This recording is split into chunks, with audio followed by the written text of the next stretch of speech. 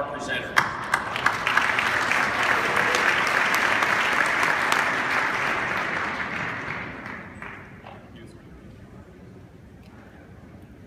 Well, good morning. Good morning. All right, Saturday morning.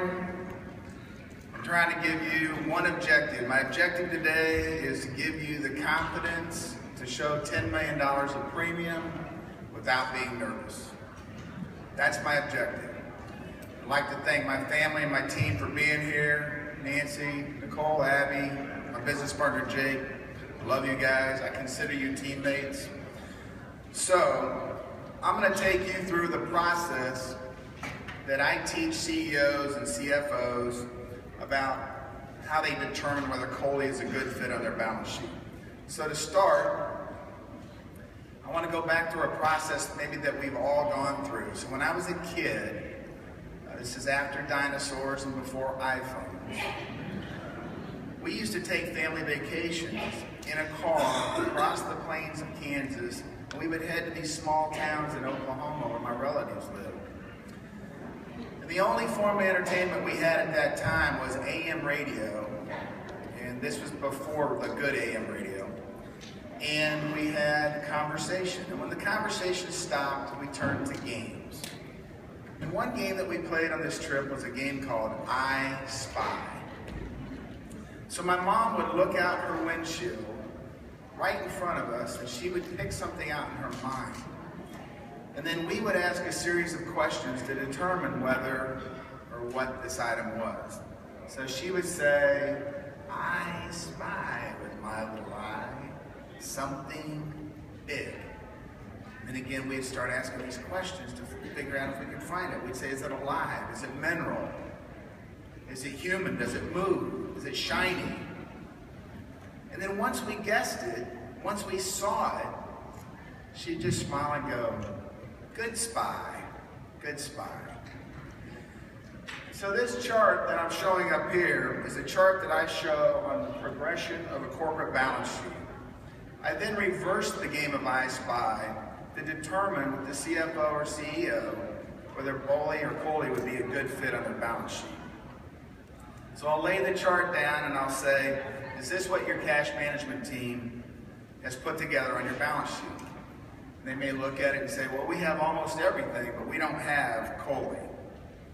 And I'll go, are you aware that over 3,800 banks in the United States have this on their balance sheet as a separate line item asset? That's 57% of the banks in the United States. I'd be willing to bet your bank has this on their balance sheet.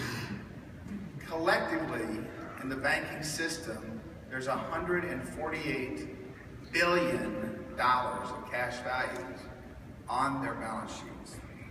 Additionally, 75% of the Fortune 1000 companies have this same asset on their balance sheet. The reasons to hold it are many, but most banks and corporations have figured that out, that this is a multiple duty dollar. It has a competitive rate of return.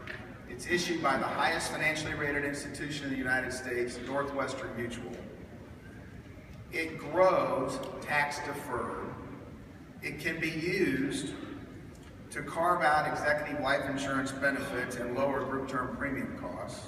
It can add another layer of coverage for your executive team at no additional cost to the executive. And if held till death, the proceeds come back into the corporation completely income tax free. And best yet, it can be implemented with no medical underwriting. If you have 10 executives covered, you answer 2 questions. So now we play the game. Do you have cash or cash equivalents on your balance sheet? Is there an amount of money on your balance sheet that's always invested short term? What does it earn? What's it earning now? What's it earned historically?